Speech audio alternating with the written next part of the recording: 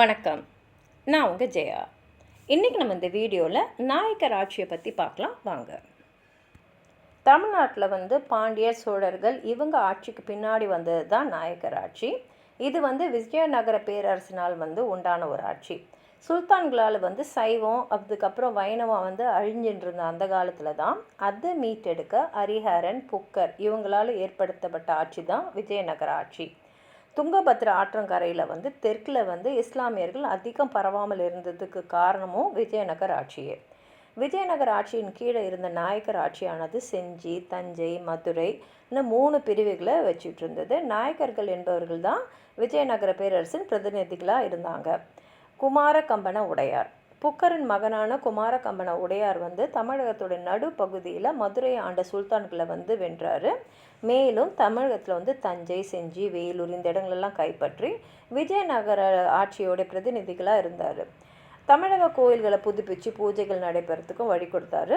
இது போன்ற செய்திகள் எல்லாம் நம்ம குமாரகம்பன உடையாரோட மனைவி கங்காதேவி எழுதின மதுரா விஜயம் அந்த நூல்லேருந்து நமக்கு தெரியுது. விஜயநகர பேரரசும் தமிழகத்து நாயகர்களும் பார்க்கும்போது குமரகம்பன உடையார் தமிழகத்தில் விஜயநகர பேரரசின் கீழ் உள்ள மதுரை, செஞ்சி, தஞ்சை இந்த இடங்களெல்லாம் மண்டங்களாக அமைச்சு அதற்கு தனித்தனியே நாயக்கர்களை நியமித்தார். அவருக்கு பின் நாயக்கர்கள் சுதந்திரமாக செயல்படுற எண்ணி விஜயநகரத்துக்கு அவங்க கப்பம் கட்டுறதுக்கு மறுத்துட்டாங்க. இதனால் கிருஷ்ணதேவராயர் என்ன பண்ணார், கோவம் அவங்கள தாக்க தமிழகத்தின் மீது படையெடுத்தார். பிறகு செஞ்சியில் வையப்ப நாயகரும், தஞ்சையில் விஜய ராகவ நாயகரும், மதுரையில் வெங்கடப்பா நாயகரும் விஜயநகர பேரரசோட பிரதிநிதிகளாக பேரரசர் கிருஷ்ணதேவராயால் நியமிக்கப்பட்டாங்க. கிருஷ்ணதேவராயருக்கு பின் அவருடைய தம்பி அச்சுதராயன் விஜயநகர பேரரசை ஆண்டார். அவர் இறந்த பிறகு தமிழகத்தில் நாயக்கர்கள் சுயாட்சியாக இருக்கணும்னு விரும்பினாங்க.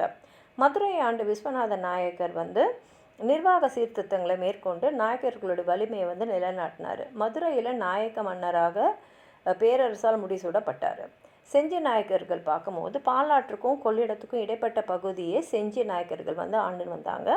வையப்ப நாயக்கருக்கு பிறகு செஞ்சியில் பாகு கிருஷ்ணப்ப நாயக்கர் ஆட்சி பொறுப்பை ஏற்றார். அவர் வழி வந்தவங்க தான் செஞ்சி நாயக்கர்கள். இவருக்கு பின்னாடி பார்த்திங்கன்னா சூரப்ப நாயக்கரும் கிருஷ்ணப்ப நாயக்கரும் ஆண்டாங்க. தலைக்கோட்டை போரில் விஜயநகர பேரரசரான சதாசிவருக்கு சூரப்ப நாயக்கன் உதவி செஞ்சார். இவங்களை பற்றி வட ஆற்காட்டில் கிடைச்ச கல்வெட்டுகள் மூலமாக நம்ம தெரிஞ்சுக்க முடியுது.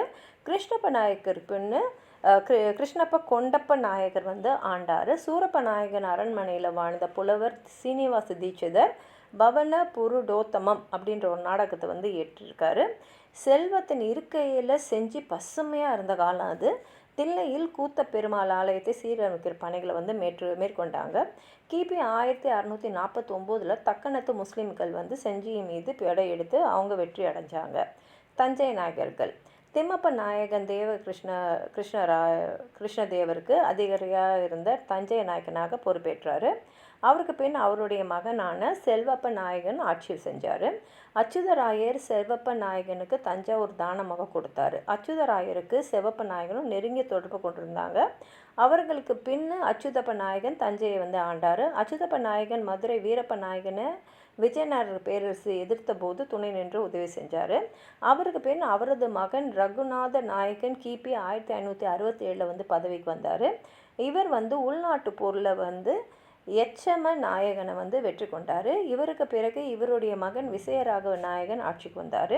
பேரரசன் ஸ்ரீரங்கனுக்கு பிறகு மைசூர் உடையார்கள் மதுரையை தாக்கிய போது அவர்களுக்கு இவரும் துணை புரிஞ்சார். இறுதியில் மதுரை நாயக்கர் சொக்கநாதன் தஞ்சையை கடுமையாக தாக்கினார். விசயநகர நாயகன் கொலை செய்யப்பட்டார். தஞ்சையில் சொக்கநாதன் அழகிரி நாயக்கரை அரியணையில் அமர செஞ்சார். பிறகு மதுரையுடன் தஞ்சை இணைக்கப்பட்டது. இதுக்கப்புறம் பழைய நாயக்கர் வழி வந்த செங்கமலதாசுக்கு பிசாப்பூர் சுல்தான் துணை செஞ்சார். எக்கோசியின் தலைமையில் 1674 அழகிரி நாயகனை வெற்றி கண்டு செங்கமலதாசுக்கு வழங்கப்பட்டது. அடுத்த சில காலங்களே பார்த்திங்கன்னா எக்கோசிக்கே தஞ்சையை ஆளும் எண்ணம் ஏற்பட்டதுனால தஞ்சை சுல்தானுடைய ஆட்சி கீழே வந்துடுச்சு. அதுக்கப்புறம் பார்த்திங்கன்னா 1677 தஞ்சை மராட்டியர் ஆட்சியின் கீழ் வந்தது. தஞ்சை நாயக்கர்களை பற்றி சோழமண்டல கல்வெட்டுகளும் திருவல்லாரிய சாசனமும் திருவெங்கடலம் அதாவது அண்ணாமலை நகர் சாசனமும் குறிப்பிடுகிறது. அடுத்தது மதுரை நாயக்கர்கள் பார்க்கும்போது நாயக்கர்கள் ஆண்ட பகுதிகளில் மிகவும் சிறப்பாக ஆட்சி நடைபெற்ற பகுதின்னு சொன்னால் அது மதுரைன்னு சொல்லலாம். இங்கே புக்காரோடைய மகனான குமார கம்பன உடையார் முதல்ல மதுரையை வந்தடைஞ்சார். அங்கே பல காலமாக இருந்த பாண்டியர்களுக்கும் இடையிலான வாரிசுரிமை போட்டியை பயன்படுத்திக்கிட்டு உள் நுழைஞ்ச சுல்தான்களை குமாரகம்பன உடையார் விரட்டிட்டு பாண்டியனை அரியணையில் அமர செஞ்சார். பாண்டியன் திறமையற்றவனாக இருந்ததால் அவரே மதுரையில் விஜயநகரத்தோடைய பிரதிநிதியாக இருந்தார். விஸ்வநாத நாயக்கர் பேரரசர் கிருஷ்ணதேவராயரோட காலத்தில் மதுரையில் சந்திரசேகர பாண்டியனுக்கும் வீர சோழனுக்கும் இடையே போர் நடந்தது.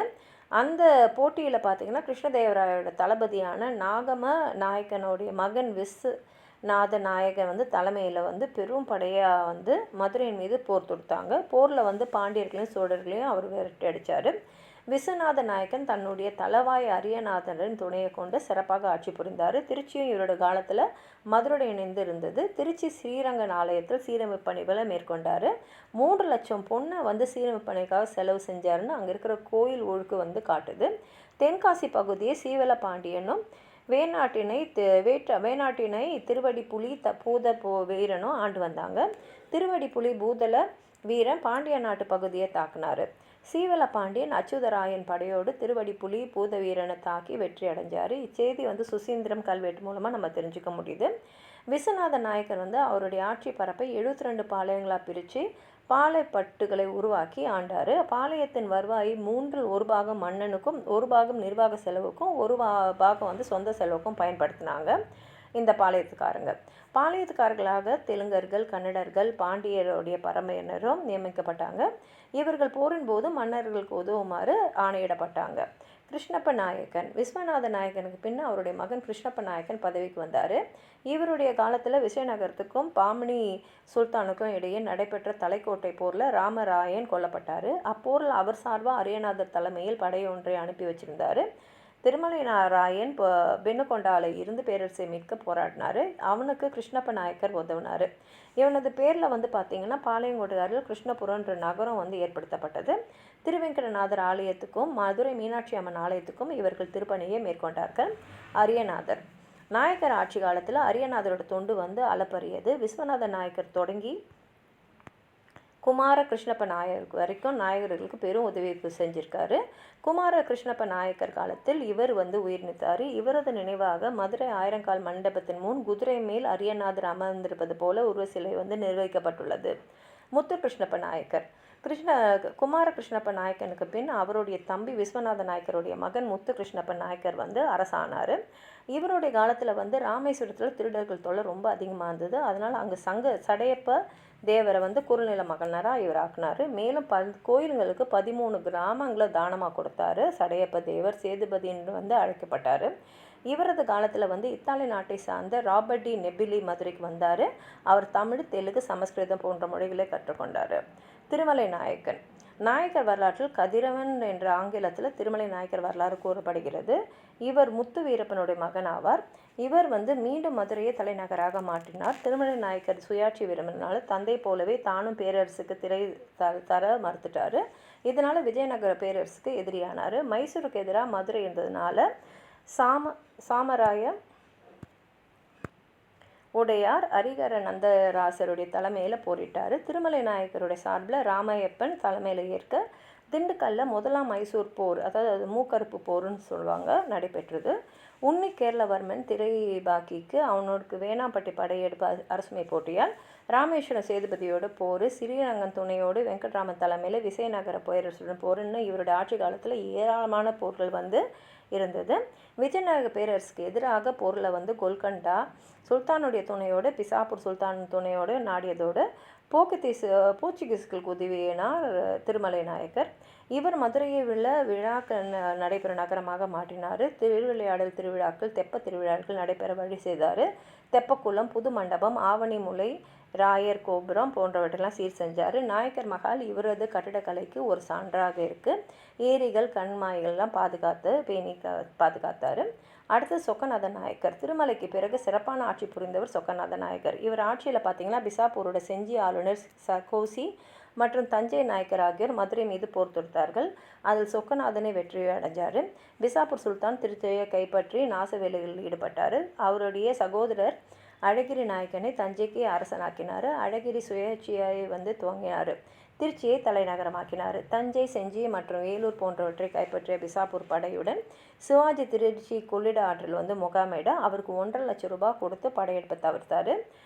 ருசுதுன் கான் திருச்சியை கைப்பற்றின பிறகு மைசூர் படையும் மதுரை மீது படையெடுக்க சொக்கநாதன் பாளையக்காரர்கள் துணை கொண்டு ருசுதுன் கானை கொன்று போரில் வெற்றி கண்டார். சொக்கநாதுக்கு பின் அரங்க கிருஷ்ண முத்து வீரப்பன், செஞ்சி சாமாஜி, மைசூர் சிக்கராய உடையார், தஞ்சை எக்கோஜி, ராமநாதபுரம் கிழவன் சேதுபதி இவங்கெல்லாம் மதுரை ஆலயம் நினச்சி போரிட்டாங்க. சாம்பாஜி மதுரையை நாசம் செஞ்சார். இறுதியில் மைசூருக்கும் சாம்பாஜிக்கும் போர் நடந்தது. சொக்கநாத நாயக்கர் 1689 வரைக்கும் ஆட்சி புரிந்தார். இவரது காலத்தில் ஜான் டி பிரிட்டோ மதுரையில் சமய தொண்டு ஆற்றினார். ராணி மங்கம்மாள், அரங்க கிருஷ்ண முத்து வீரப்பனுடைய மகன் விஜயரங்க சொக்கநாதன் அரியணையில் அமர ராணி மங்கம்மாள் பகர ஆளுநராக ஆட்சி புரிந்தார். முகலாய படைக்கு பணம் கொடுத்தும் திரை கொடுத்தும் பூரணை தடுத்தார். வேணாட்டடிகள், அதாவது திருவாங்கூர் மன்னர்கள் தான் வேணாட்டடிகள்னு சொல்லுவாங்க, மீது நரசபையில் தலைமையில் படை அனுப்பி வெற்றி கண்டு திரை பெற செஞ்சாங்க. தஞ்சை மன்னருடன் நரசபையின் தலைமையில் போர் புரிந்து திரையை பெற்றாங்க. கிறிஸ்துவர்களை மற்ற பகுதி மன்னர்கள் பேருக்கு ராணி மங்கம்மாள் அவர்களை சமய தொண்டுக்கு அனுமதி தந்தாங்க. சாலைகள், சத்திரங்கள், அன்னசாவடிகள், வாய்க்கால்கள் போன்றவற்றெல்லாம் சீர் செஞ்சாங்க. அவருக்கு பின் பேரன் விசயரங்க சொக்கநாத நாயக்கன் ஆட்சிக்கு வந்தார். அரச கடமை தவறி பக்தி நெறியில் வாழ்ந்தார். நாடு எங்கும் பூசலாக இருந்தது. கிழவன் சேதுபதியும் வேணாட்டடிகளும் உயிர் நீத்திருந்தாங்க. எங்கும் வார்டு சிறுமை போர் நடந்துக்கிட்டே இருந்தது. பிறகு மதுரையில் அவருடைய மனைவி மீனாட்சி ஆட்சி மேற்கொண்டாங்க. சாந்தா சாஹிப்பிடம் உதவி நாட அவன் இவர்களை சிறைப்பிடித்து திருச்சி, திண்டுக்கல், மதுரையை கைப்பற்றினார். இவ்வாறாக மதுரை நாயக்கர் ஆட்சி ஒரு முடிவுக்கு வந்தது. நாயக்கரோட ஆட்சி முறையை பார்த்திங்கன்னா, நாயக்கர் மன்னர்களுக்கு அடுத்தபடியாக இருந்த அமைச்சர், தளபதி இந்த பதவிகள்லாம் ஒன்றாக்கி தலவாயாக மாற்றினாங்க. இயேசு சபையினர் அவரை கவர்னர் ஜெனரலுக்கு ஒப்பாக கருதினாங்க. விஸ்வநாதர் நாயக்கர் காலத்தில் அரியநாதர் முதல் தலவாயாக நியமிக்கப்பட்டார். திருமலை நாயக்கர் காலத்தில் ராசப்ப நாயக்கனும், ராணி மங்கம்மாள் காலத்தில் நரசிம்ம ஐயனும் தலவாய் பொறுப்பில் இருந்தாங்க. தலவாய்க்கு அடுத்தபடியாக வருவாய் அதிகாரியான பிரதானி நிதி அமைச்சராகவும் இணையானவர். அரியநாதரே முதல் பிரதானி பொறுப்பில் இருந்தார். பின்னர் இந்நிலை மாறியது. பிரதானிக்கு அடுத்து ரசாயம் என்ற உயர் அதிகாரி இருந்தார். அவர்கள் நீக்கலாக கணக்கன் தணிக்கை அதிகாரியாகவும் தானாதிபதி அரச பிரதிநிதியாகவும் இருந்தாங்க. பேரரசு மாநிலங்களாக பிரிக்கப்பட்டு ஆளுநர்கள் நியமிக்கப்பட்டாங்க. திருச்சி, திருநெல்வேலி இந்த இடங்களெல்லாம் ஆளுநர்கள் இருந்தாங்க. மாநிலங்கள் 72 பாளையங்களாக பிரிக்கப்பட்டன. மாகாண சீமை என்ற பெயரில் பல கிராமங்கள் ஒன்றிணைக்கப்பட்டிருந்தது. கிராமங்களோட பெயர்கள் மங்கலம், சமுத்திரம், குடி, ஊர், புறம், குளம், குறிச்சி, பட்டின்னு சொல்லப்பட்டுச்சு. கர்ணம், மணியக்காரன், தலையாரின்னு கிராம அதிகாரிகள் இருந்தாங்க. விசயநகர பேரரசு நாயக்கர்கள் மற்றும் பாளையக்காரர்கள் நிதி வழங்கும் முறையை சிறிவில்லிபுத்தூர் சாசனம் நமக்கு எடுத்து சொல்லுது. திண்ணை பள்ளிகள் வழக்கத்தில் இருந்திருக்கு. சமஸ்கிருதம், தமிழ், தெலுங்கு, கன்னடம் போன்ற மொழிகள் பயிற்றுவிக்கப்பட்டன. இந்தோ சாரசானிய மற்றும் நிர்மாண கலை முறைகள் அரண்மனைகள், கோட்டைகள் கட்டப்பட்டன. நெல்லை கூத்தப்பர் ஆலயம் புதுப்பிக்கப்பட்டது. மேலும் அதிவீர பாண்டியன் தென்காசியில் ஒரு ஆலயத்தை நிறுவினார். நாயக்கர் காலத்தோட இலக்கியத்தை பார்த்திங்கன்னா, நாயக்கர் காலத்தில் வீரக வீராறு இசை நடையில் ஹரிச்சந்திர புராணத்தையும், அதிவீர ராம பாண்டியன் நைட்டதம், லிங்க புராணம், மகாபுராணம், கூர்ம புராணம், 10 அந்தாதி இதெல்லாம் இயற்றினாங்க. வரதுங்கராம பாண்டியன் கொக்கோஸ்கம் என்ற நூலை இயற்றினார். சைவ சித்தாந்த நூல்களும் சிவஞான சித்தியாருக்கும் சிவஞான போதத்துக்கும் உரை நூல்களும் இந்த காலகட்டத்தில் எழுதப்பட்டது. ஞான பிரகாசர் திருவெற்றியூர் புராணத்தையும், நமச்சிவாய புலவர் சிதம்பர வெண்பா மற்றும் அண்ணாமலை வெண்பாவையும் எழுதினார். எல்லப்ப நாவலர் அருணாச்சலபுரம் மற்றும் அருணை கலம்பகத்தை இயற்றினார். குமரகுருபர சுவாமிகள் கந்தர், கலி வெண்பா, கைலை கலம்பகம், அது மாத்திரம் இல்லாமல் மீனாட்சி அம்மை பிள்ளை தமிழை எழுதினதோடு காசி மடத்தையும் உருவாக்கினார். ரத்தன கவிராயர் மச்ச புராணம் மற்றும் புலவராற்று படையினை இயற்றினார். மேலும் முத்து தாண்டவர், அமிர்த கவிராயர், சர்க்கரை புலவர் போன்றோர் நாயக்கர் காலத்தை சேர்ந்தவர்கள். அமிர்த கவிராயர் ராமநாதபுரம் சேதுபதியின் ஆதரவை பெற்றவர் ஆவார். உங்களுக்கு ஏதாவது சொல்லணும்னு நினச்சிங்கன்னா கீழே இருக்கிற கமெண்ட் பாக்ஸில் எழுதுங்க. இந்த வீடியோ லைக் பண்ணுங்கள், உங்கள் ஃப்ரெண்ட்ஸோடு ஷேர் பண்ணுங்கள். சப்ஸ்கிரைப் பண்ணாதவங்களாம் சப்ஸ்கிரைப் பண்ணி சப்போர்ட் பண்ணுங்கள். நன்றி.